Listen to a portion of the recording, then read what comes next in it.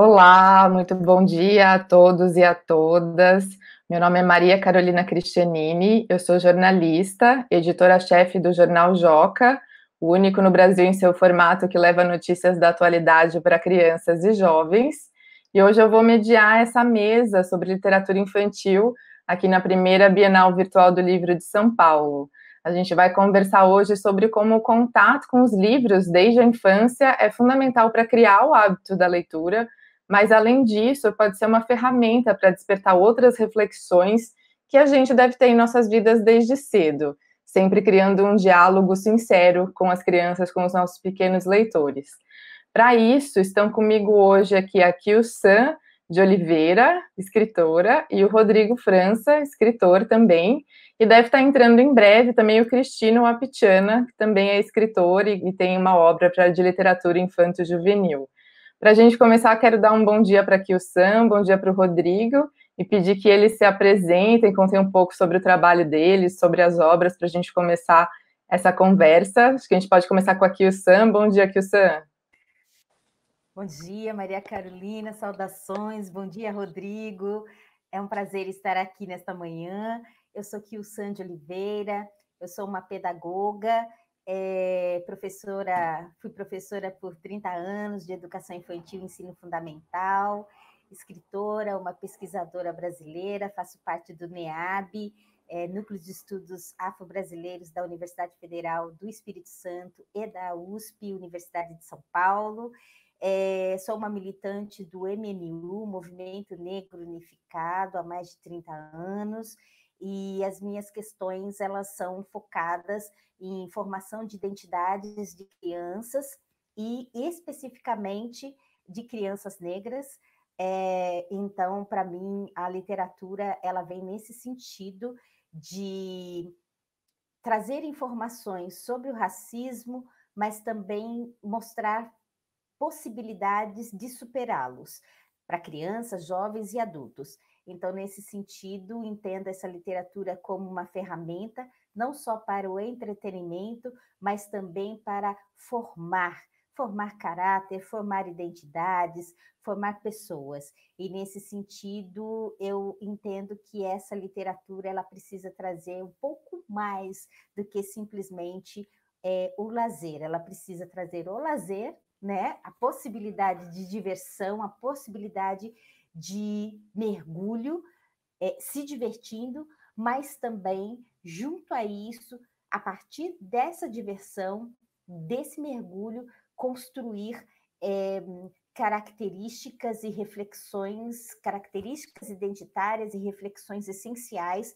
para que uma identidade se desenvolva de forma mais íntegra, de forma menos fragmentada e menos violentada pelos preconceitos e pré-julgamentos que muitas vezes estão contidos em textos literários. Então, nesse sentido, eu entendo que a literatura ela pode salvar vidas, como ela pode destruir vidas.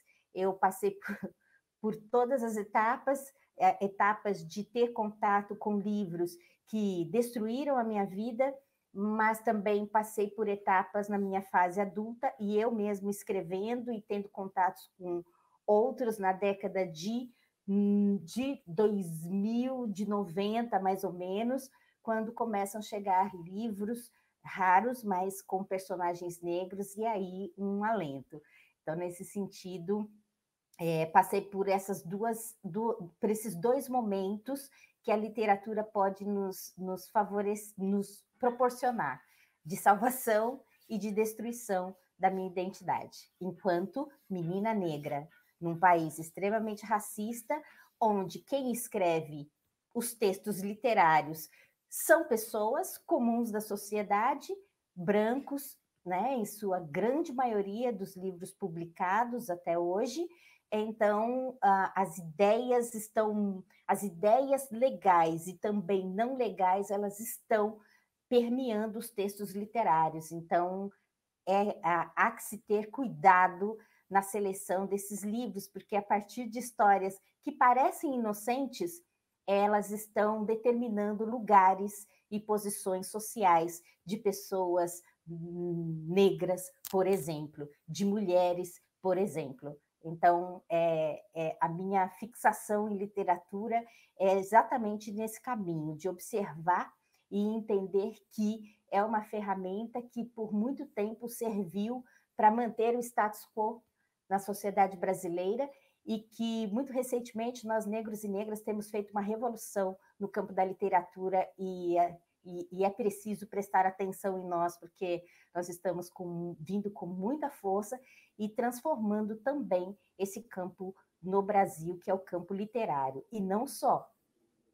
Acho que, como introdução, já apimentei bastante. Maravilhoso, Kyo-san. E o poder da palavra, né? A gente tem que ter isso atento, que fica na mente, né? Uma coisa que a gente leu e fica em nós, né? É muito poderoso. Muito poderoso. Rodrigo, bom dia. Pedi para você se apresentar, comentar um pouquinho. Bom dia, Maria Carolina. Bom dia, Kyo-san de Oliveira. Bom dia aos nossos intérpretes. Sou Rodrigo França. Eu começo nas artes plásticas, já garoto, com algumas exposições individuais coletivas. Depois, com 14 anos, eu migro para o teatro, já profissional, fazendo aí uma carreira de 28 anos de teatro. E apaixonado, né? O teatro, de uma certa forma, me impulsionou à escrita, né? De ser dramaturgo no sentido de que todos os espetáculos que eu gostaria de montar como produtor, como diretor, como ator, vinham textos puramente hegemônicos, puramente classistas, racistas, e a partir daí vou e mergulho para a literatura. Já escrevi uma literatura mais técnica, correlacionada à segurança pública, a direitos humanos, e depois vou para a literatura ficcional, né? Vamos colocar dessa maneira, né? Então, a necessidade da escrita na minha vida veio para simplesmente somar algumas narrativas já existentes. A gente sempre escreveu nesse país, mas escrever não significa publicar. Escrever não significa ter a possibilidade de montar um espetáculo. Escrever não significa a oportunidade, por exemplo, de estar no audiovisual, etc. Né? A gente escreve muito, escreve com qualidade, mas, infelizmente, a indústria ainda não está na nossa mão, né? A gente ainda vê um processo de necessidade ainda de uma cópia daquilo que a gente não é, né? De uma cópia correlacionada ao Ocidente, correlacionada a muito da Europa, muito dos Estados Unidos da América, não como referência, mas como cópia, como a tentativa de ser. Então, a minha escrita ela vem para subverter isso, falar da gente, falar do quanto a gente é, do quanto a gente é de potente, do quanto a gente também das violências que nos atravessam, e a gente tem meios, e os livros, a literatura também é isso, né? Ferramenta para você superar e melhorar-se e melhorar a sociedade coletiva, assim por diante. Obrigada, Rodrigo. Vi aqui que o Cristino agora entrou na nossa sala. Cristino, você me ouve bem? Tudo bem? Ouço, tudo bem. Ótimo. Cristina, a gente começou aqui, mas ainda estamos na fase de apresentações de bom dia. Então, bom dia para você, Cristina Wapchana. Pedir para que o Sam e para o Rodrigo se apresentarem e comentarem um pouco da obra. Então, abro espaço agora para você também se apresentar e comentar um pouco sobre a sua obra na literatura infantil. Obrigado, Maria. Bom dia, Rodrigo. Bom dia, Kyo-san. E o moço que está trabalhando com os sinais aí. Bom, eu trabalho com literatura infantil, juvenil, e esse é o livro, O Cão e o Curumim, o qual vamos tratar hoje. É um livro para 10 anos, mais ou menos. E escrevo não apenas recontos, quase não tenho recontos, eu prefiro escrever aquilo que chamam de a escrita com a tradição, não uma história tradicional, são histórias com a tradição. Então, a maioria das histórias que eu tenho são nesse formato, e eu escrevo para criança porque nesse mundo fantástico de encantamento, em que ainda não conhecem tanto sobre o mundo, que a gente deve implantar todas aquelas coisas boas que ainda existem e que os livros trazem, que o cinema traz, que todo esse encantamento que a ancestralidade traz, para que ela comece a fixar isso na mente, comece a praticar isso e sejam pessoas, de fato, humanos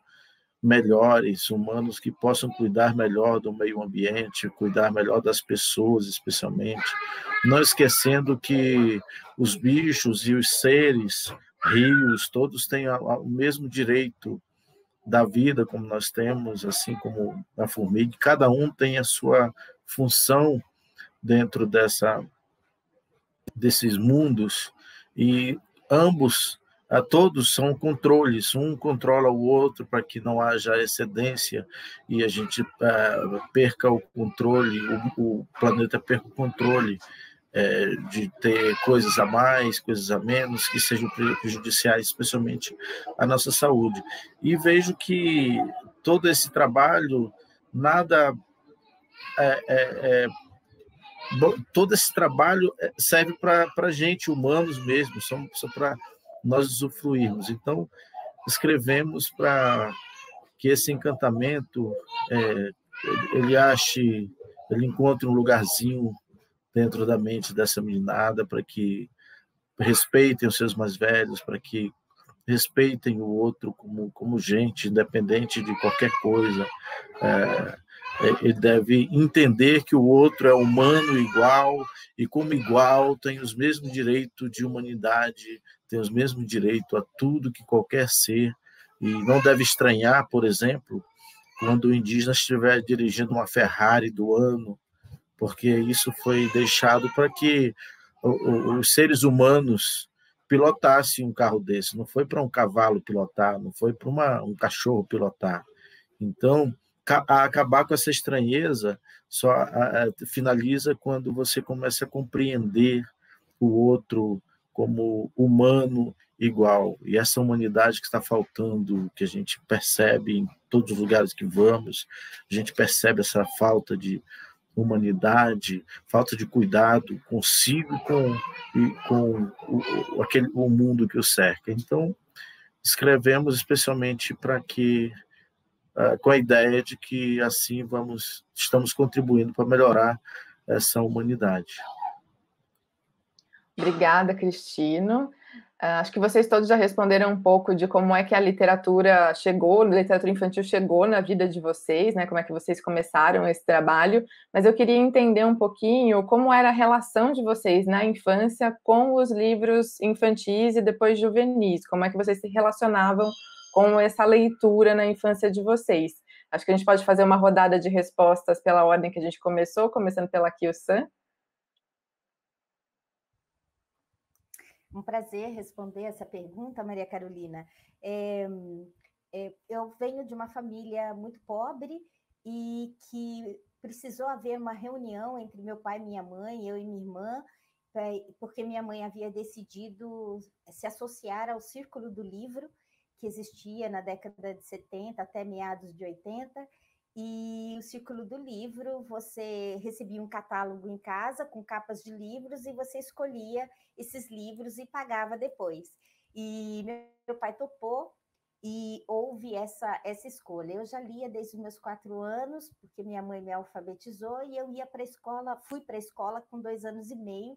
Então, sempre tive um interesse muito grande pelas escritas e uma mãe que me incentivava, primeiro, pela oralidade, através da oralidade, com as histórias, e segundo, tentando proporcionar literatura infantil coisa que nós tínhamos muito pouco na década de 70 e pouco no sentido do que me interessava, inclusive, né? Porque não era praticamente livros traduzidos, histórias traduzidas, e histórias cujos personagens eram sempre brancos e eu não tinha esse interesse. Então, a minha leitura ela começa a partir dos livros de adultos, do círculo do livro, né? Então, eu começo com Os Lusíadas, coisa que eu não consegui ler inteiro, mas tentei por um ano inteiro, eu lembro, com 8 anos, eu andava com Os Lusíadas embaixo do braço e o dicionário do outro. A cada linha eu tinha de 10 palavras, eu tinha que olhar 9 no dicionário, né? Mas foi a primeira tentativa. Depois eu vou para Insustentável Leveza do Ser, de Milan Kundera, já comecei, já entendi muito mais, foi muito mais fácil para mim. Depois Os Sertões, aí eu chego no Capitães de Areia, de Jorge Amado. E, na verdade, o contato sempre me incomodando com não personagens negros. Eu venho de uma época em que, na escola, os professores, a literatura que obrigava, a literatura obrigatória para nós lermos era livros de Monteiro Lobato, e eu tinha uma agonia com livros de Monteiro Lobato pela forma que ele se referia aos personagens negros, né? E eu entendia o que era o personagem e o autor, mas eu não conseguia entender que de tantos livros que meus professores me obrigavam a ler, por que todos os livros de Monteiro Lobato tinham uma forma de tratar os personagens negros tão violenta, né? Como que a Emília conseguia ser tão perversa? Eu não dava conta dessa história, mas era a coleção, eram os livros da década de 70 para que lêssemos em sala de aula, valendo prova. E eu lembro que me trazia uma angústia tão grande, me trazia ânsia de vômito, me trazia dor de barriga, porque aquelas leituras que todos os alunos eram obrigados a fazer não ficavam somente no pensar e no refletir, vamos dizer, acadêmico, de sala de aula, vamos dizer assim. Porque aqueles xingamentos dos personagens de Monteiro Lobato, eles acompanhavam a minha vida e a vida de outros negros e negras, crianças, no pátio escolar.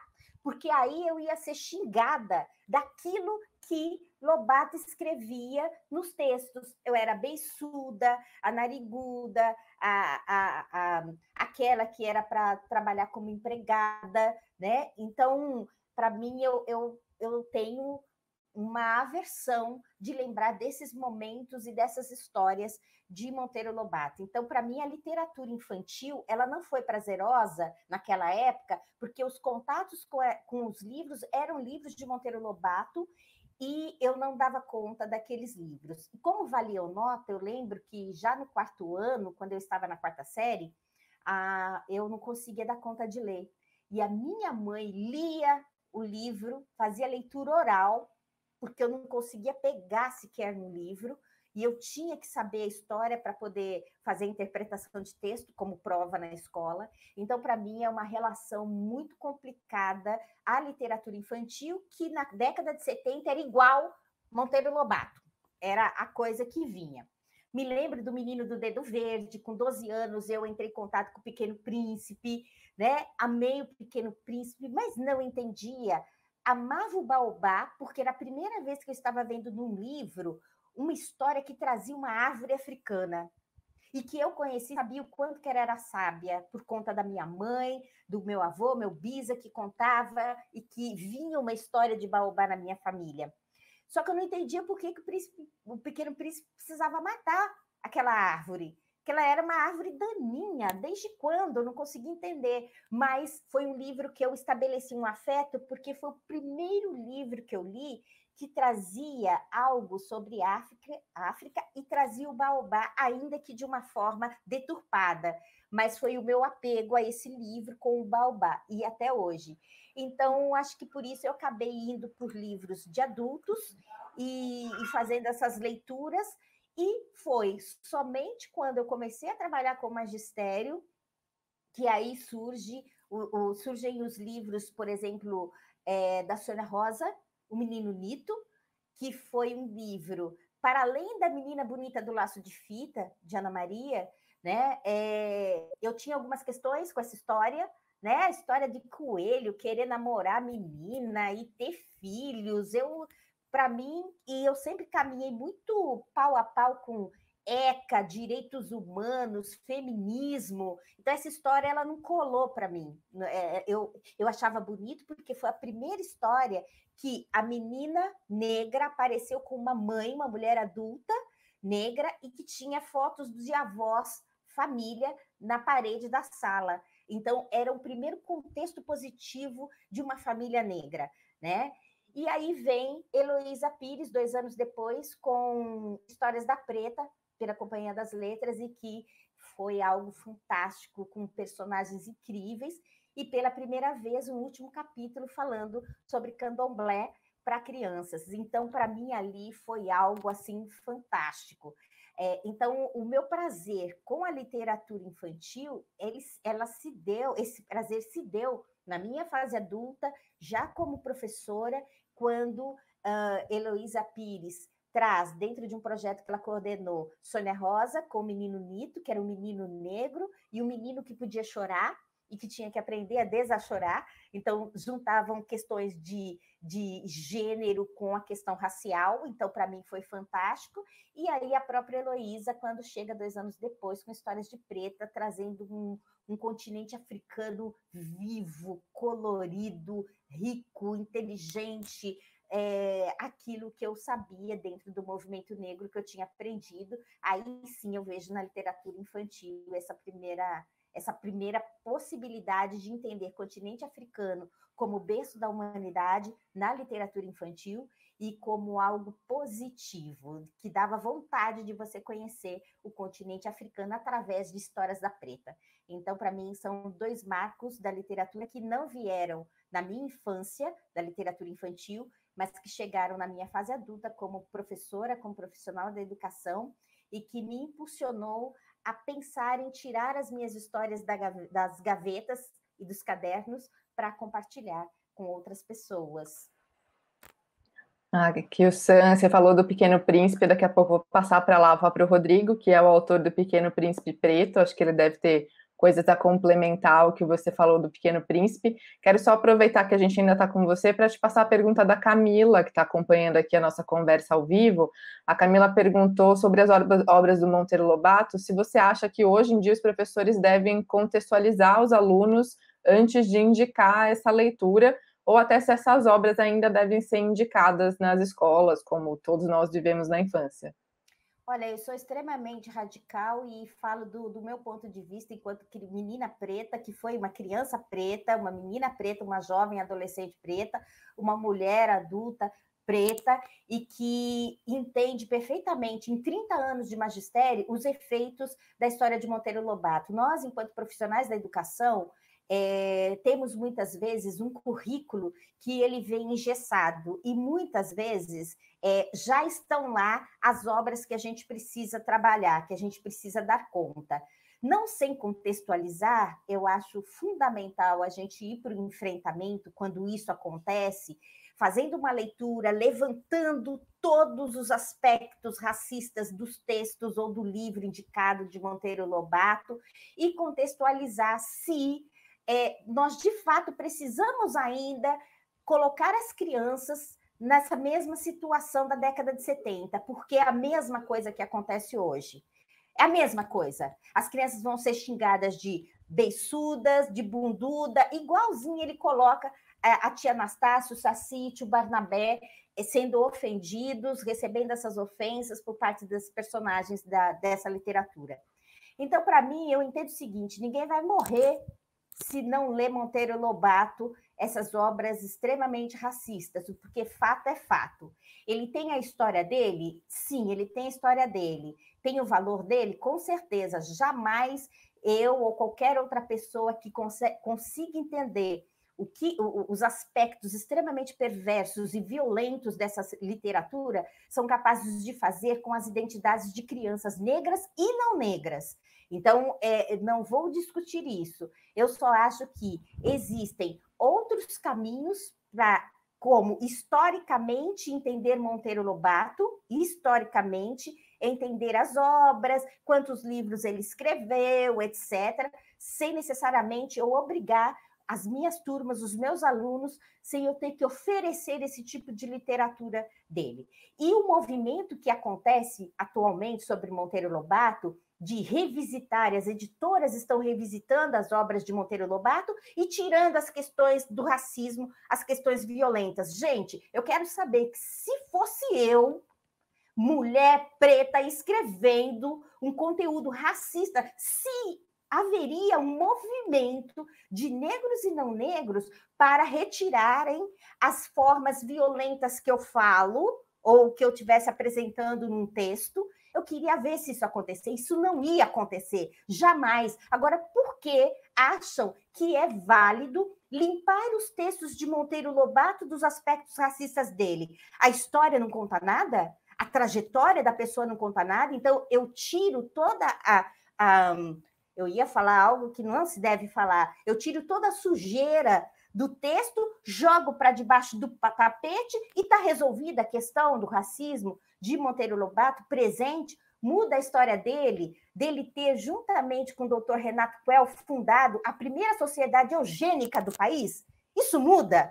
Não muda. História é história, os fatos estão registrados. Então, essa limpeza, para mim, é uma outra etapa do processo de higienização, que já passamos por essa etapa de higienização no Brasil nas décadas de 30, nas décadas de 40, fato que é conhecido como a imigração brasileira, que é só um passapano na política do embranquecimento do país, quando se entendeu que o Brasil era de uma maioria negra esmagadora e precisava reverter essa história. E aí, sistema de cotas para brancos virem da Itália, de outros países, graciosamente nos navios, com contratos assinados de trabalho por 5 anos nas fazendas, e depois de 5 anos receber terras. Por isso que brancos têm terras e têm a sua casa própria, e negros não têm, porque os negros trabalharam 350 anos escravizados, sem receber salário, e teve uma lei áurea com 2 artigos, revogam-se, está extinta a escravidão no Brasil, e o segundo artigo, revogam-se as disposições em contrário. Então, trataram 350 anos de escravidão de uma forma extremamente violenta, largando o que os livros trazem de 12 milhões a 22 milhões de negros para fora das porteiras das fazendas. Então, para mim, essa questão da literatura, eu sou muito categórica em relação ao Monteiro Lobato, e se a gente sabe de tudo isso, eu digo o seguinte, para que continuar colocando o nome de bibliotecas Monteiro Lobato?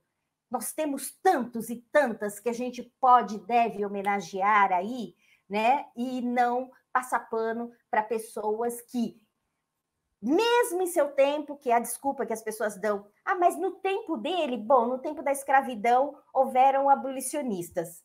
Em qualquer tempo, há pessoas que vão contra um sistema vil, né? Então, para mim, isso não é desculpa. Então, nós, profissionais da educação, cidadãos e cidadãs, precisamos sim dar conta de enfrentar essa discussão. Ela é muito séria e o fato de esconder dados, esconder fatos, não minimiza e não muda a postura de uma pessoa ou o que ela fez ou foi capaz de fazer enquanto caminhou por essa terra quando vivo, as suas convicções. Então, a gente precisa alertar isso. Rodrigo, queria passar para você a palavra, temos muito assunto aqui para comentar, toda essa questão do Monteiro Lobato, o Pequeno Príncipe, você é autor do Pequeno Príncipe Preto, então queria que se você puder juntar tudo isso e também falar um pouquinho da sua relação com livros na infância, a palavra é sua. Ok. Bom dia, Cristiano. Cara, falar em Monteiro Lobato me faz pensar no Brasil, né? Porque assim não é o achismo, o que a Kilsan ela traz, não é da cabeça dela, tem documentos, documentos escritos e documentos ditos pelo Monteiro Lobato. Monteiro Lobato era um simpatizante da Ku Klux Klan, não acreditem em mim, vão pesquisar, da Ku Klux Klan, e ele sinalizava que o Brasil não dava certo, não era evoluído, porque não tinha uma célula da Ku Klux Klan aqui presente. Né? Muitas obras do Monteiro Lobato foram brecadas nos Estados Unidos da América porque tinham um teor racista. Então, não vale lá e vale aqui.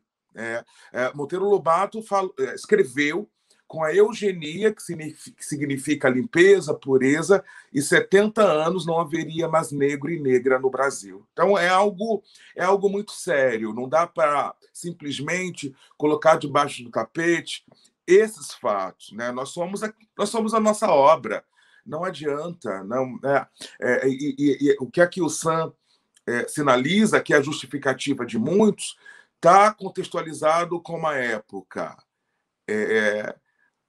Ninguém está falando queime livros, mas a gente está falando, essa discussão ela deve ser feita no campo acadêmico e é perigosíssimo a gente continuar oferecendo Monteiro Lobato para as nossas crianças e para os nossos adolescentes. A gente precisa entender que narrativa é poder e a partir das diversas narrativas que colocam corpos, histórias e grupos como marginalizados, como excluídos e assim por diante. Se a gente quer caminhar para uma sociedade que respeita a pluralidade, a diversidade, a potência, a contribuição de cada grupo étnico-racial nesse país, a gente precisa rever, sim, a nossa bibliografia, a bibliografia que está na escola, que está na universidade, que ainda é uma bibliografia eugênica, ainda é uma bibliografia que tem como base o darwinismo social, que acredita que alguns grupos são primitivos, outros grupos são evoluídos. E aí a minha trajetória como leitor, quando criança, basicamente é isso. Eu sou filho de militantes do movimento negro, eu sou neto de uma mulher que era militante do movimento negro e que fazia esse grande filtro dentro de casa.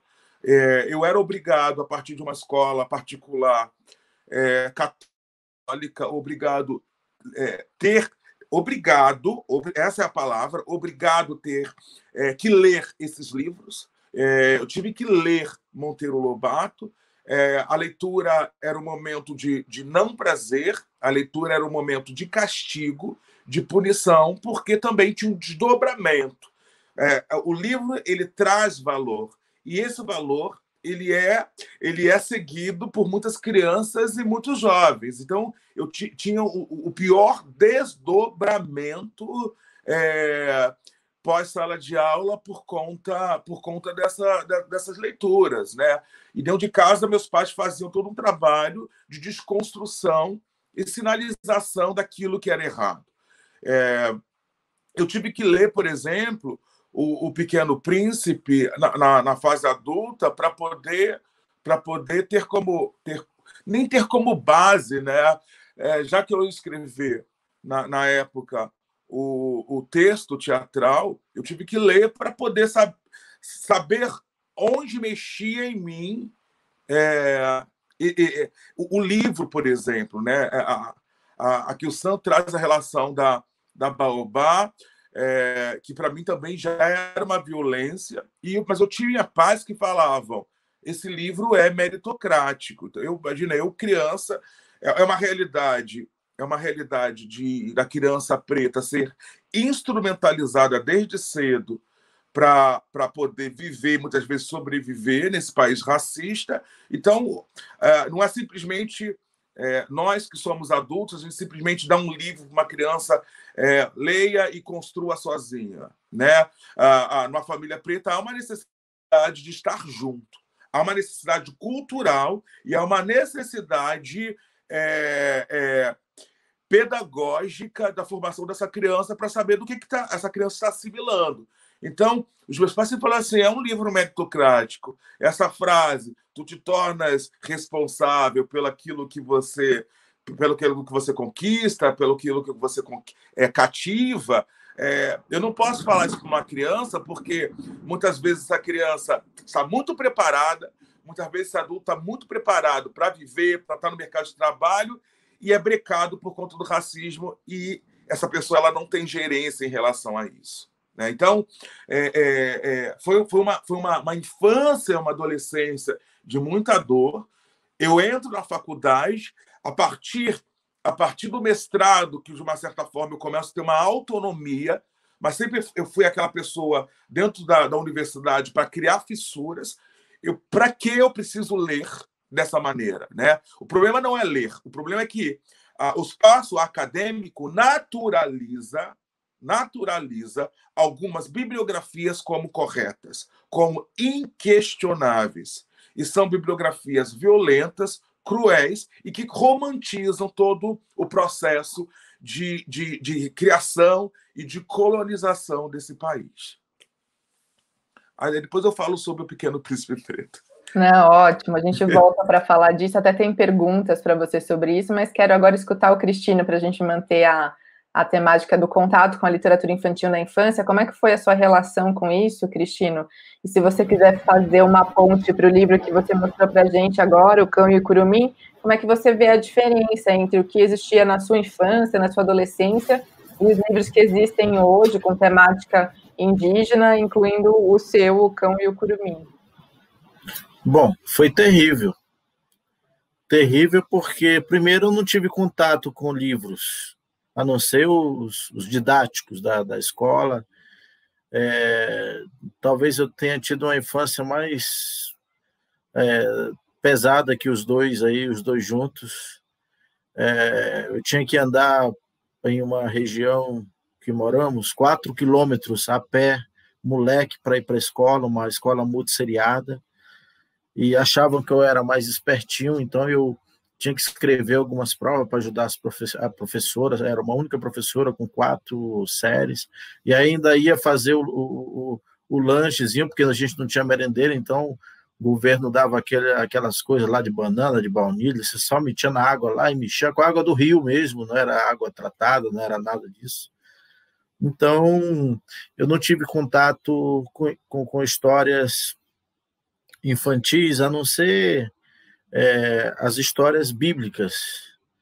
As histórias bíblicas eu conheço um bocado de cabo a rabo, conheço, posso falar de vários personagens aqui, porque minha mãe nos levava para a igreja, uma igreja evangélica, e fui escravo por 30 anos desse sistema, mas Jesus me libertou tem pouco tempo. Mas o primeiro livro que eu li, para que eu entendesse, começasse a entender o que era leitura, foi um livro de um escritor do Mato Grosso, que mora em Roraima, um jornalista, José Vilela, chamado Os Bravos de Oixi. E Os Bravos de Oixi ganhei quando eu estava fazendo supletivo, olha só, de uma colega que ela falou: Cristiano, você parece inteligente, tu gosta de livro? Eu falei: eu gosto, mas eu não gostava muito, não gostava não. E ela falou: eu tenho um livro lá que eu não li, eu não gosto de ler isso aí, você quer? Eu falei: quero.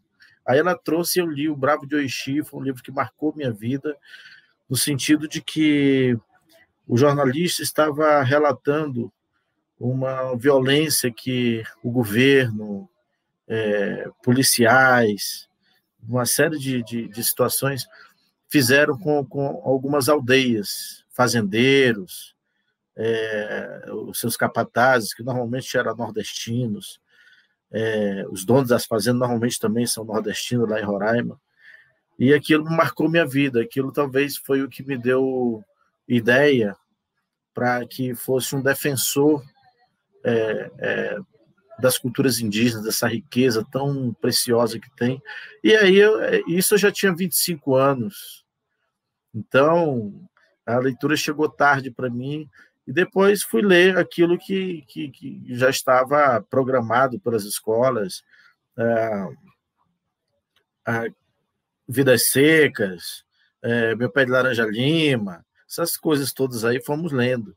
E fui criando o hábito de ler, e eu fui terminar o ensino médio muito tarde, já aos 34 anos, em 2004, terminei 33 anos, e daí essa leitura começou a me incomodar, e eu comecei a questionar, já questionava um pouco várias paradas da Bíblia, sabe? e depois eu comecei a questionar por que era assim, por que se tratava assim, por que fazia isso, por que não fazia aquilo, por que eu não podia ser, porque minha avó chamava o não indígena, o branco lá, de civilizado, e a gente não era civilizado, não entendia, falava com aquela submissão, e eu não aceitava isso, e fui ler outros livros, depois outros autores, especialmente o Daniel Munduruku, e o livro foi o que me libertou. Eu digo que foi o que me salvou da igreja, foi o que me salvou desse jugo de ser de uma cultura muito bem definida, e aí tem que usar a cultura de um judeu, que nunca nem fui lá naquele lugar, não sei como é que ele mora, só não sei pelas histórias, e aí aquilo ficou fixado na minha mente, por isso que eu discuto hoje, e posso mostrar lá, contar a história, mas falando de tal era assim, que tal. Estou sempre arranjando confusão em relação a isso, porque eu acho que não existe uma verdade a qual a gente tem que, todo o planeta, todos os milhares de povos têm que seguir. Se fosse um Deus de fato justo, um Deus amoroso, não mandava matar, como o Velho Testamento mandou muitos matar, inclusive mandou matar o povo dele por 2 vezes, falou, sai daí, que Moisés e Arão, que eu vou matar esse povo como só homem. Moisés, não, rapaz, como é que eu vou falar depois que tu tirou do Egito, e agora o que a gente vai fazer? Ô, Moisés, então fala aí com essa pedra aí. Moisés ficou puto e não falou, bateu com aquele cajado lá e saiu um monte de água aí, por isso que Moisés não entrou na Terra Prometida. Então, essas coisas que escravizam a gente, que escraviza a minha comunidade indígena totalmente escravizada, sob o jugo desse povo, das histórias dos judeus, ligadas a missionários estrangeiros, americanos, que começou, depois um canadense que continua lá, que eu criei problema com o canadense, inclusive, sobre isso. Falei que a nossa cultura era mais importante, ele ficou zangado, falou, se você me incomodar, eu vou denunciar você para a Polícia Federal e tu vai ser expulso do país. Cheguei a esse ponto. Então, o livro me esclareceu muito. E na minha infância, de fato, nenhum dos meus irmãos tiveram a possibilidade de ter livros infantis comprados, livros que fossem indicados por educadores, que tivessem na biblioteca, ou motivados a ir à biblioteca para ler, a não ser motivados para ler livros didáticos para conhecimento. Então, eu digo que eu sou um milagre da leitura. E começo a escrever, tenho 11 anos de carreira, aos 39 anos, imagina, 39 anos o cara começa a escrever, 11 anos de carreira, 7 livros publicados, e antes que eu esqueça, eu ia começar agradecendo a Melhoramentos por ter publicado o livro, mas em especial 3 pessoas, Paulo Faveiro, que foi que eu contei a história para ele, essa história eu vivi, eu contei a história para ele, depois começamos a entrar em contato com a editora e tal, e a Leila, que deve estar nos ouvindo, e a Lívia, que foram tão mágicas para poder sair um trabalho desse, tão completo, tão bonito, finalista do Jabuti 2019. E quando me propuseram a fazer essa fala, eu pensei, de fato, em ler um trecho desse livro. Eu não sei se, provavelmente, a gente não vai ter tempo, mas tem tudo a ver com o que nós estamos falando aqui, sobre essa humanidade, esse respeito ao mais velho, o respeito a essa natureza, e que só conseguimos viver juntos. Cristina, a gente pode combinar de finalizar a mesa com a sua leitura, né? Deixar 5 minutos ao final, se for suficiente, a gente finaliza. É suficiente.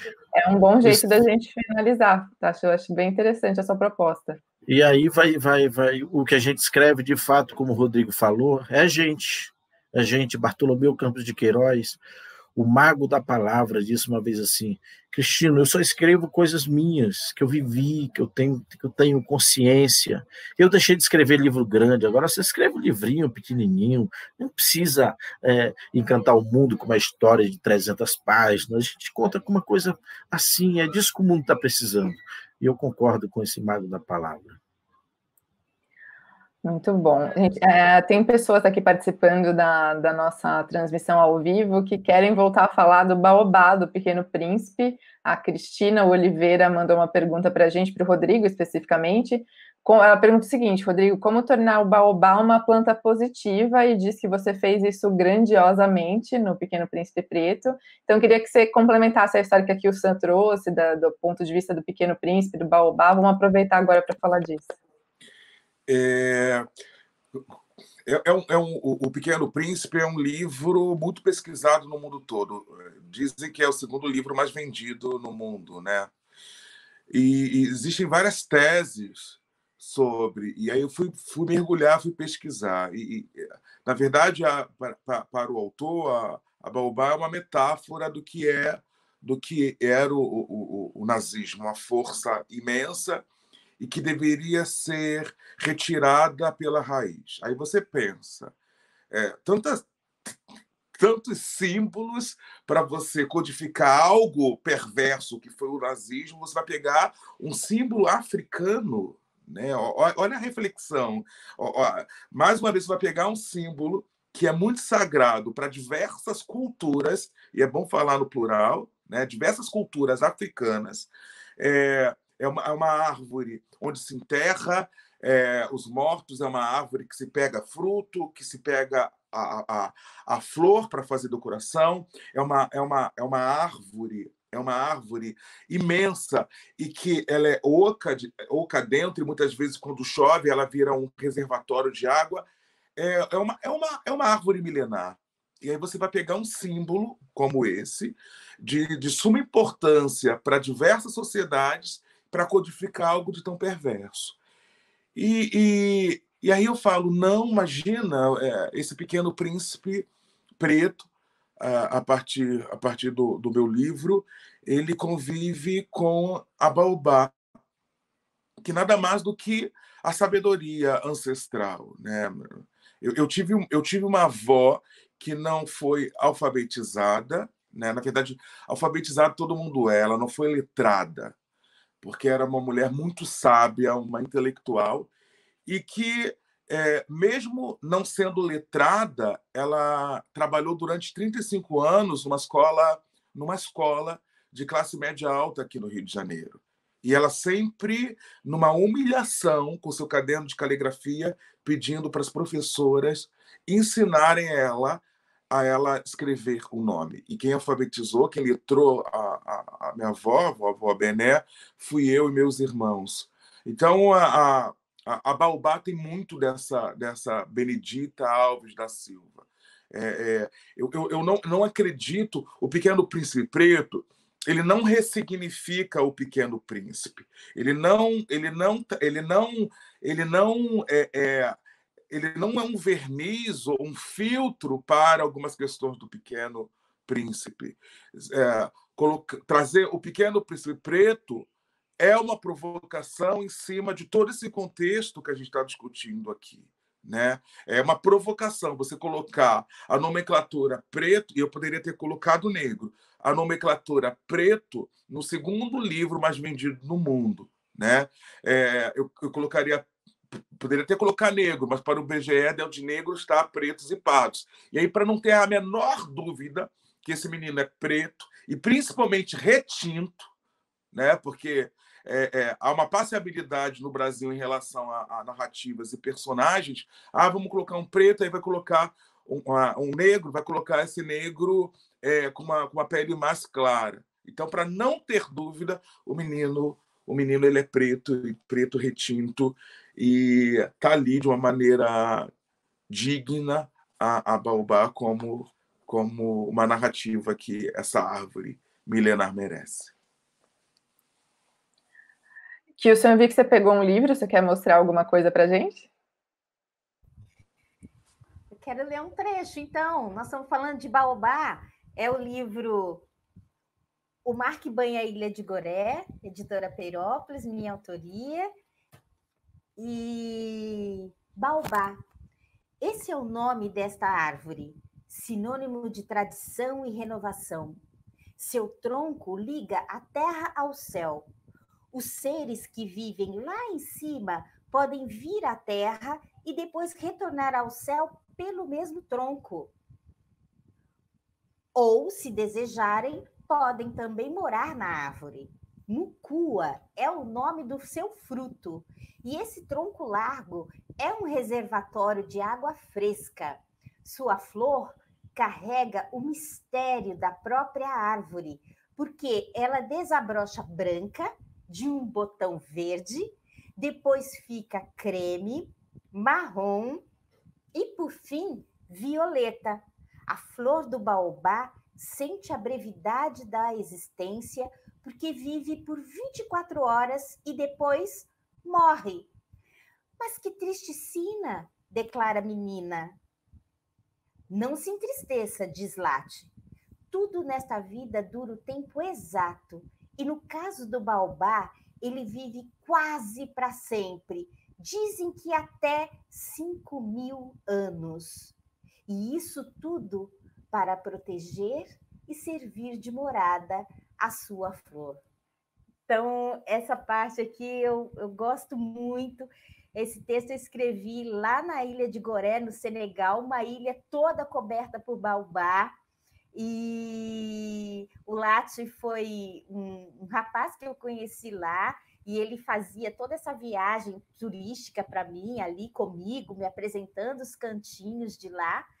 E o que o Rodrigo acaba trazendo, e que eu preciso apontar aqui também, Rodrigo, quando você fala da representação que os ilustradores costumam fazer do personagem negro, da necessidade de trazer o preto retinto, e eu digo a mesma coisa, preta retinta como eu, que eu quero ver nas ilustrações. Essa é a Kika. E é esse corpo preto, com esse tipo de pelo crespo, eu tenho um capítulo na minha tese que eu chamo o seguinte: o fragmento social que escapa, que é o corpo da mulher negra. Então, é exatamente esse fragmento da preta retinta, com cabelo crespo, que não dá para você, que não tem encaracolado, que não cresce para baixo, é esse fragmento social que a sociedade brasileira não dá conta, né? E que a gente precisa pensar, inclusive, nisso na hora de estar trazendo no campo da literatura e minimamente acompanhar esse processo de construção do personagem, porque normalmente o que vem é aquela pele beijinha, moreninha, e com os cabelos ondulados, aqueles que crescem para baixo. Então, até nisso a gente precisa ficar muito atenta, e é o campo, o território de disputa também, né? Através da imagem que representa os nossos textos, porque eu acho que eu tenho um infarto se eu descobrir um texto meu cuja editora não me deixe partilhar com o ilustrador ou a ilustradora e perceber que aquela personagem tão cara para mim, dentro dessas características de texto que eu faço, né, de reconstruir as identidades negras e a possibilidade de não negros também se melhorarem, trazer um pouco mais de humanidade para essa branquitude, desde a infância, e entendendo um pouquinho esses processos, que se existe beleza branca, existe beleza em qualquer origem étnico-racial, qualquer raça, né? Se existe reis e rainhas em um grupo étnico, pode existir em qualquer outro, com diversas características físicas. Então, eu acho que é uma possibilidade de humanidade, de levar humanidade ao público em geral a partir dessa literatura. Então, o campo da ilustração é um território que a gente precisa, sim, estar bem próximo, acompanhando bem de perto, porque é algo que nos violenta o tempo todo, nos agride e nos rechaça o tempo todo. Quando eu olho aqui, Maria, só para fundamentar, aqui, né, esse menino na capa, um menino negro com cabelo black power desse, esse rosto lindo, né? Com esse penteado, já logo na capa, é exatamente disso que eu estou falando, é representatividade, é não misturar cor, tinta branca no meio do marrom ou no meio da cor preta, é trazer esse negro que tem representado, que a gente sabe que no Brasil somos a maioria, e é esse negro que eu quero ver retratado no território da literatura brasileira. Eu quero aproveitar essa deixa que você deixou, Kio-san, para lançar uma outra pergunta para vocês. Assim, eu vejo muito, assim, eu consumo muita literatura infantil, eu sou apaixonada. Ainda trabalho com jornalismo para crianças, então eu misturo trabalho e paixão, estou sempre consumindo. E eu vejo muito uma discussão de incluir personagens negros, personagens indígenas, de ter a diversidade, que é uma palavra tão em alta, tão falada hoje em dia. Mas eu queria saber de vocês, assim, isso é o suficiente? Ou o que a gente precisa mesmo é mais o que vocês fazem, como o Cristino contando as histórias da tradição indígena, vocês trazendo a questão do racismo e de outros temas, porque às vezes eu vejo as pessoas muito preocupadas em incluir ilustrações, como você estava falando agora, de diversidade, mas o caminho talvez não seja outro. Eu queria só inverter agora, começar pelo Cristino, e a gente volta para vocês comentarem essa questão. Acho que seu áudio está fechado, Cristino. Bom, é um desafio, de fato, o ilustrador a gente conseguir acertar um ilustrador que respeite ou que seja um estudioso sobre o tema. Eu costumo ajudar a escolher o ilustrador e ainda compartilho com ele fotos, porque a história tem um lugar, tem um jeito, ele deve retratar esse lugar, ele não deve retratar o lugar dele, ele não deve retratar o Xingu. Eu sou lá de Roraima, de Campos Naturais. Ou se essa história do Coicurumi aconteceu numa região de mato, mas é uma região, então ela deve estar dentro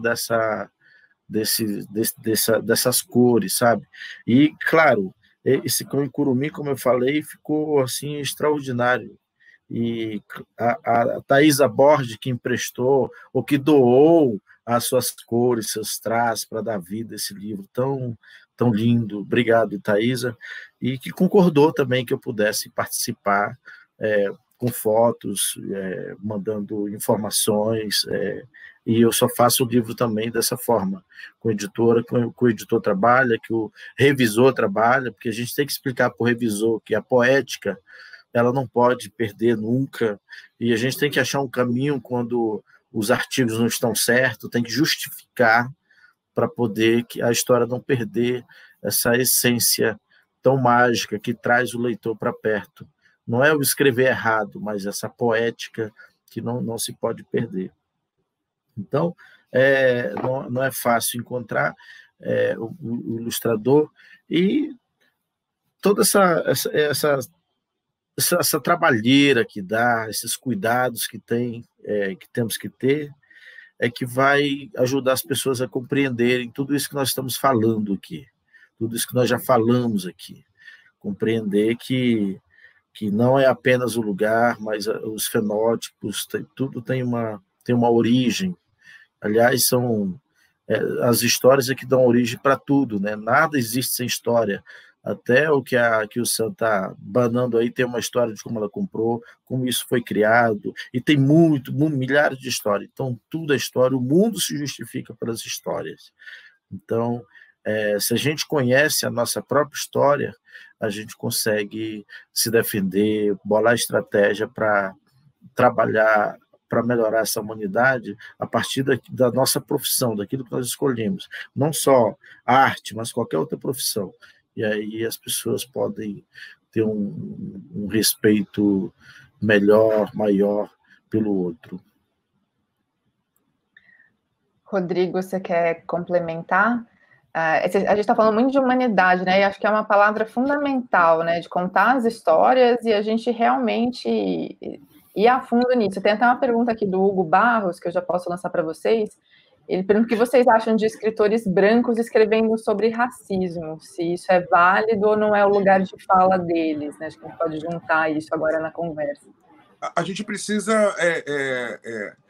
esse termo lugar de fala, as pessoas se apropriaram de uma maneira bastante desonesta, né?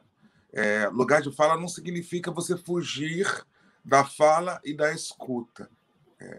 Esse autor branco, ele está escrevendo a partir de qual lógica? Da lógica dele para os seus brancos. Eu acho que a branquitude tem que falar sobre racismo, mas se colocando como criador dessa estrutura e conversando entre seus pares, né? A grande problemática que a gente vê de autores brancos falando sobre o racismo é como pegando a nossa escrita, que é de séculos, colocando como verdade absoluta e tentando nos ensinar o que é.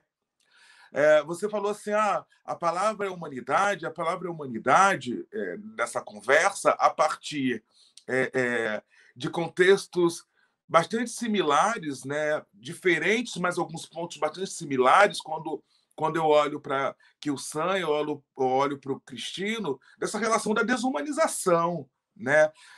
Da coisificação do nosso povo, da objetificação do nosso povo, de nos colocar como propriedade durante séculos nesse país. Então, a gente está séculos clamando por humanidade. E a humanidade significa subjetividade. Quando a gente fala sobre literatura, é importante a gente falar sobre subjetividade. Cada uma tem a sua característica, cada grupo. E o porquê essa mão branca que quer escrever como indígena, como negro, como negra, como trans, sem ser trans, erra. Porque acredita que pode escrever sobre tudo e que vai acertar sobre tudo. Porque é tão posto como universal, quando você vai pensar em inteligência, em beleza, a branquitude está tão como universal que essa pessoa que produz conhecimento, ela vai acreditar que ela pode e ela vai ser fiel na escrita de tudo.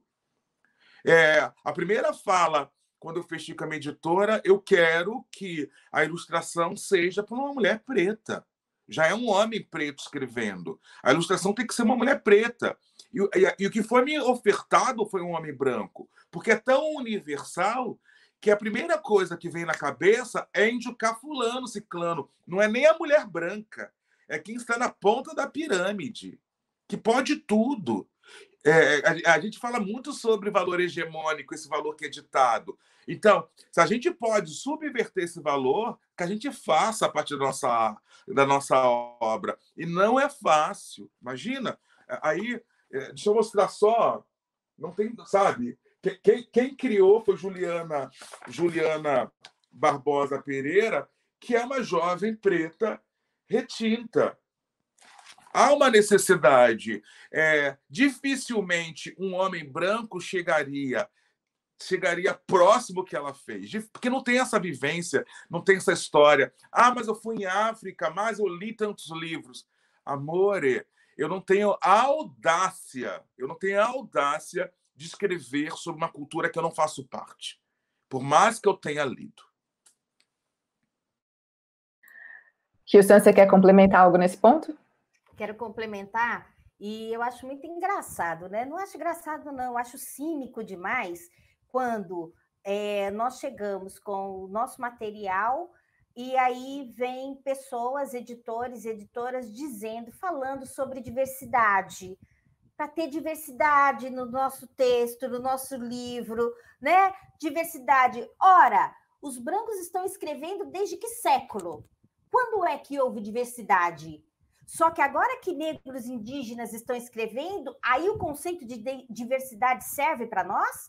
Aí vocês estão achando que a gente tem que colocar personagens brancos, indígenas, a diversidade nos livros da gente? Por que não fizeram antes?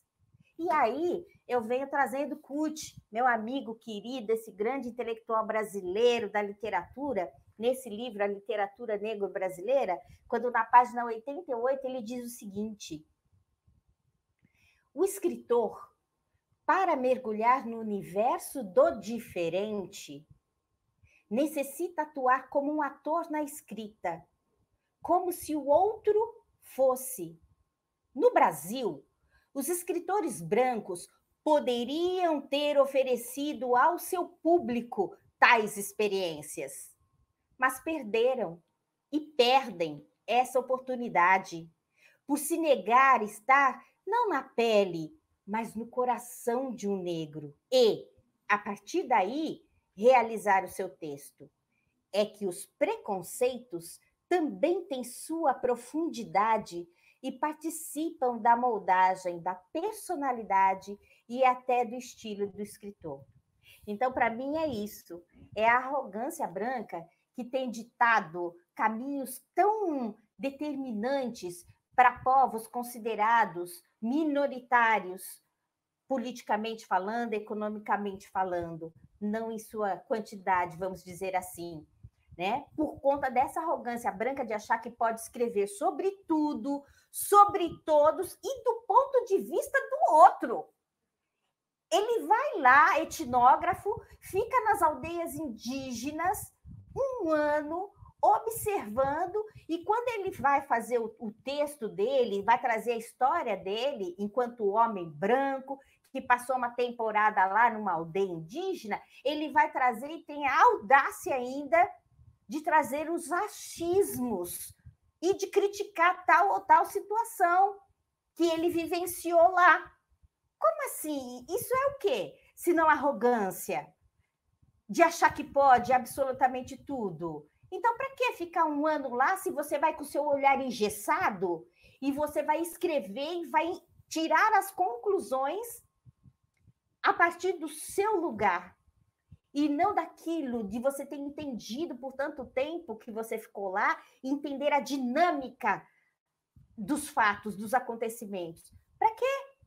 Então, eu lembro que há uns 4 anos atrás, 5 anos atrás, eu fui chamada para uma grande editora para uma reunião. Peguei todos os textos mais, né, que estavam mais à frente, que eu queria trabalhar. Chego lá na reunião, a reunião era a seguinte: Kilson, nós queremos que você escreva um livro sobre os indígenas, literatura infantil indígena. Eu olhei e falei, oi?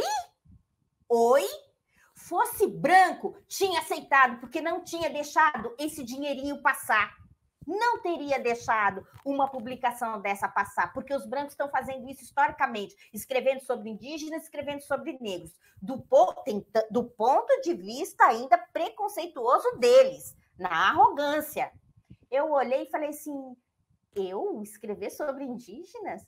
Não, olha, eu trouxe textos aqui. Quiseram olhar? Não. Queriam que eu escrevesse literatura infantil com personagens indígenas. E eu disse não. É de dignidade que nós estamos falando. Né? E eu estou falando coisa de 5, 6 anos atrás. O Apixama já estava aí. Daniel Munduruku nem se fala. Quantos e quantos indígenas escrevendo? Nós temos aí com livros famosos, premiados, premiadíssimos, falando do seu lugar, com tanta propriedade. Para que isso? Só que também eu recebi inúmeros telefonemas ao longo desses anos na literatura de autores brancos famosos que receberam as propostas das editoras para escreverem sobre negros e ligam para mim para eu dar uma pista, um caminho, como que eles devem fazer, como que vão construir a história. Pensa que algum chega falando que vai dividir o dinheiro, que vai... Não! Eu gostaria de uns toques, que você dê uns toques para mim, porque a editora me chamou para escrever. Eu até pensei em chamar você para escrever em parceria, tá, Kilson? Mas, né, sair 2 autores, mas a editora quer, porque eu já sou autor há muito tempo dessa editora, e aí acha que pode explorar esse escritor ou essa escritora negra que está aí, está chegando, ou que nem estão chegando, já estão aí, mas a arrogância do escritor branco no Brasil acha que pode chegar e falar e fazer propostas indecentes para a gente. Então, para mim, é o seguinte, a branquitude precisa dar conta de entender, no campo literário, inclusive, que há limites. Agora, eu tenho construído um campo teórico que eu chamo, a partir da literatura infantil que eu tenho escrito, ela se chama Literatura Negro-Brasileira, inspirada em Kut, porque eu entendo que eu escrevo com as características que Kut aponta. negro-brasileira do encantamento infantil e juvenil. Do encantamento era o que eu dizia antes de conhecer essa obra de 2010 de Kuti. Eu dizia que eu escrevia literatura negra do encantamento. Por quê? Porque eu vejo esse encantamento ou o reencantar das crianças negras ao lerem as minhas histórias. E elas, na hora, são capazes de soltar os seus cabelos, de deixar o crespo para cima, e na hora elas são capazes de dizer: então eu sou princesa também? Sim, você é. E ela se empodera, se fortalece e andando com os livros embaixo do braço e apresentando para as pessoas, porque essa história está fazendo sentido para elas. Então, a partir do momento que a gente mora numa sociedade extremamente racista, as crianças precisam, como o Rodrigo estava dizendo, de serem instrumentalizadas dentro das famílias para, na hora que receber a situação, a violência, ela consiga dar uma resposta, por mínima que seja essa resposta, mas ela consiga dar essa resposta. Então, eu entendo a literatura como essa ferramenta que aumenta o repertório intelectual da criança, do jovem, inclusive dos adultos, que não deram as respostas quando eram crianças, mas hoje, acompanhando toda essa literatura rica que nós estamos produzindo, elas são capazes de entender o que acontecia com elas nas infâncias, do seu olhar adulto, perdoar as suas crianças, as crianças que foram, na sua fase adulta, olhar para essa criança que ela não gostava, que ela tinha raiva, tinha mágoa, porque não conseguia dar respostas às violências racistas. Então, do campo da fase adulta, a partir dessas literaturas, adultos e adultas têm conseguido revisitar as suas infâncias e entender: o que eu vivia era racismo.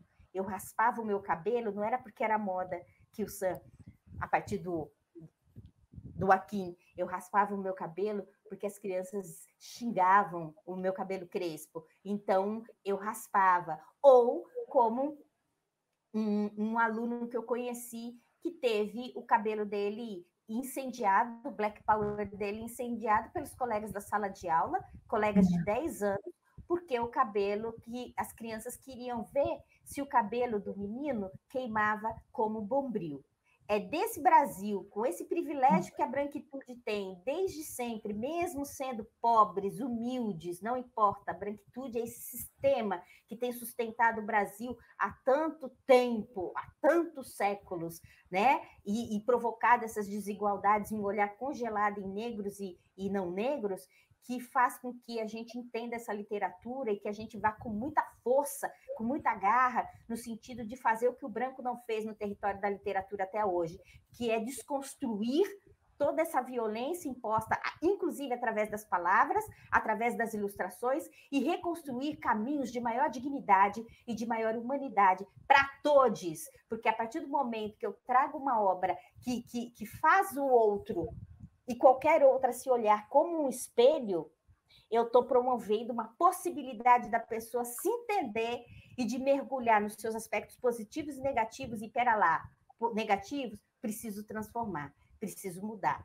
Então, eu acho que é isso. Eu acho que temos produzido uma literatura libertadora em todos os seus aspectos. Isso está aqui para nós, negros e indígenas, revolucionando o campo da literatura. É o que tem aqui a literatura para mim no momento. Com certeza. Monótona e parada somos nós. Com certeza. A gente, infelizmente, está chegando muito no final aqui. Eu ficaria ouvindo vocês a tarde toda, mas quero passar a palavra para vocês darem uma palavra final para a gente finalizar. E primeiro, então, abrir para o Cristino ler o trecho do livro que a gente combinou e depois todo mundo se despede. Bom, eu vou ler só eu iria ler um trecho maior, mas o tempo não dá, então eu vou ler só um pedacinho aqui, já me despeço. Meu avô sempre falava que tínhamos que alimentar bem o corpo e também o espírito para crescermos fortes e saudáveis, para buscarmos ter a coragem do bem-te-vi, a leveza de uma pluma e a velocidade de um beija-flor. Mas não era só isso. Dizia também que tínhamos que ter a força e a destreza de uma onça, e a fidelidade e o coração de um cão.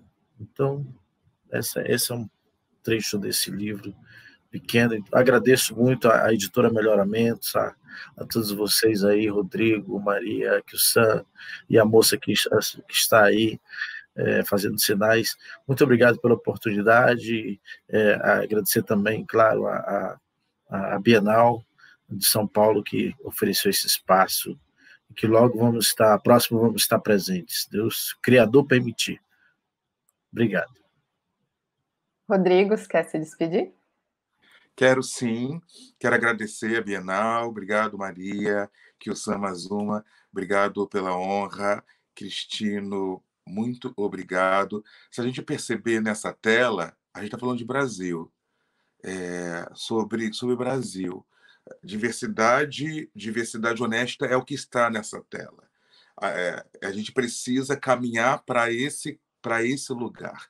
E falar sobre o Pequeno Príncipe Preto, já o Pequeno Príncipe Preto para pequenos. Agradecer muito a Nova Fronteira, a minha editora, e também a Agir, que é o selo da Ediouro e que publica meus livros para adultos. Obrigado. Kyosan?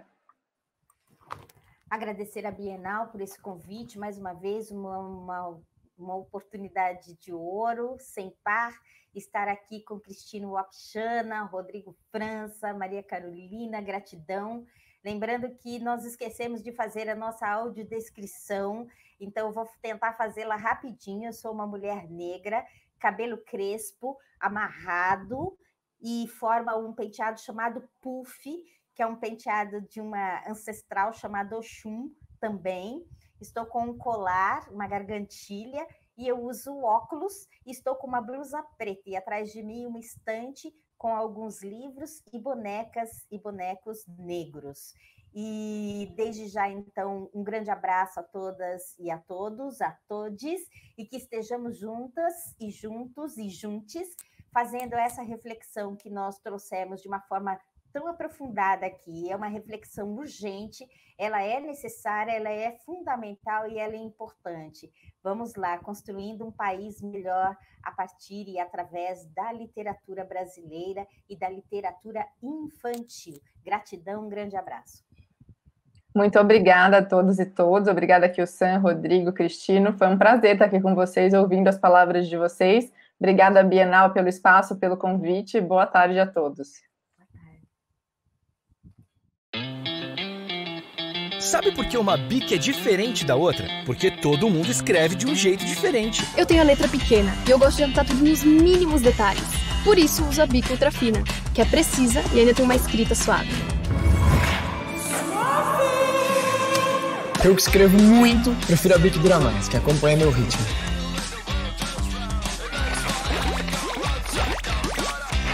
Ninguém entendia a minha letra. Por isso, para escrever melhor, eu uso a BIC Ponta Fina. Ai, que fina, Xerri! Eu gosto de tudo assim, bem colorido. A minha BIC, a BIC Fashion. Eu tenho a letra grande e gosto de tudo bem visível. Por isso eu uso o BIC Intenso com ponta grossa. Cada um tem seu jeito de escrever. O que importa é que tem sempre uma BIC que combina com você. BIC